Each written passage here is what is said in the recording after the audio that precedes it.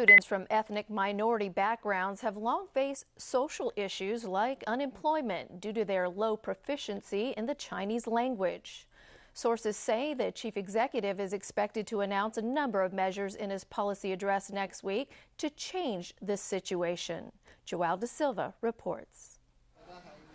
Afai was a 6-year-old boy when he immigrated to Hong Kong from Pakistan. 2 years ago, he graduated from secondary school. Despite achieving an A in Chinese in his General Certificate of Education exam, his proficiency in the language is not good enough for him to use it in his daily life. It doesn't even allow him to secure a job driving around as a delivery man. Local Chinese secondary school students usually take the Hong Kong Diploma of Secondary Education exam, or DSE. But the high Chinese standard required for DSE makes it hard for students from ethnic minority groups to pass the exam.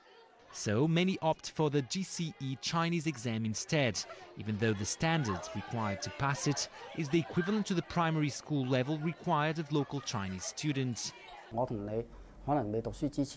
Kenneth Lau, assistant headmaster of a secondary school, says local Chinese students usually have already attained a high level of proficiency in the language by the time they reach school age, which puts ethnic minority students at a disadvantage.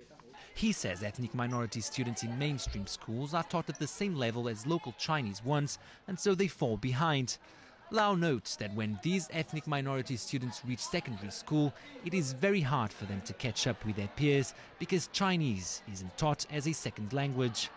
Lau says what's needed is the introduction of Chinese as a second language courses in local schools, a position also defended by barrister and former legislator Margaret Ng.